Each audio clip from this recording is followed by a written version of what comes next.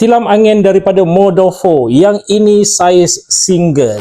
Tilam angin Modofo. Yang ini wajib standby satu dekat rumah korang. Yang ini kalau tiba-tiba tetamu datang, tak cukup katil, boleh gunakan tilam angin daripada Modofo ni. Bila korang beli tilam ni, korang akan dapat dalam bungkusan yang macam ni. Jadi mudah nak simpan lepas tak guna. Bila korang beli tilam ni, korang akan dapat sekali pump ni secara percuma. Yang ini pump automatic, tak perlu gunakan tenaga elektrik. Nak gunakan pump ni mudah saja, korang hanya perlu tekan dekat sini, lepas tu penutup ni akan terbuka. Nak isi angin tekan dekat sini, nak berhentikan tekan dekat sini, nak keluarkan angin tekan dekat sini. Dan pump ni korang boleh keluarkan kalau katakanlah bateri dah habis untuk korang charge semula. Nak charge bateri ni mudah, gunakan type C sahaja.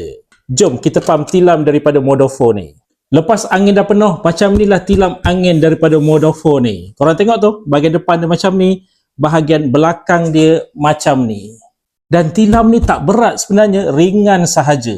Korang boleh tengok tu berapa tebal dia tilam ni. Dan tilam ni sangat-sangat kukuh. Korang tengok tu, aku loncat dekat atas ni pun tak jadi masalah.